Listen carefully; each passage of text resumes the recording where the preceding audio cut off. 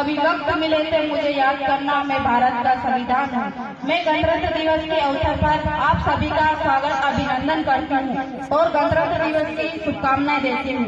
हर साल 26 जनवरी को भारत अपना गणतंत्र दिवस मनाता है, क्योंकि इसी दिन भारत का संविधान लागू हुआ था।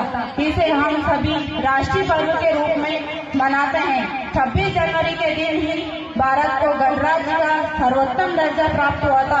राष्ट्रीय पर्व होने के नाते इसे हर धर्म, संप्रदाय और जाति के लोग मनाते हैं। डॉक्टर भीमराव अंबेडकर की अध्यक्षता में भारतीय संविधान के प्रारूप को सदन में रखा गया। 2 वर्ष 11 महीने और 18 दिन में संविधान बनकर तैयार हुआ। 26 जनवरी 1950 को भारत देश में संविधान लागू हुआ था। भारत देश का संविधान विश्व का सबसे बड़ा लिखित संविधान है। ये पर्व हमें देश की एकता, अखंडता को बनाए रखने की प्रेरणा देता है।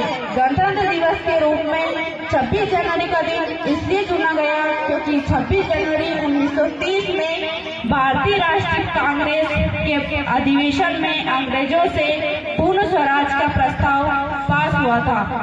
इसलिए 26 जनवरी का दिन भारत का संविधान लागू करने के लिए चुना गया।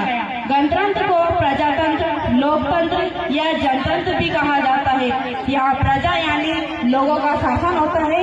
इस दिन हमें भी देश सेवा, प्रगति और तरक्की के योगदान के बारे में कदम उठाने चाहिए। हमारे प्रथम राष्ट्रपति डॉक्टर राजेंद्र प्रसाद ने कहा था कि हमने एक ही संविधान और संघ में हमारे पूर्ण, महान और विशाल देश के अधिकार को पाया है।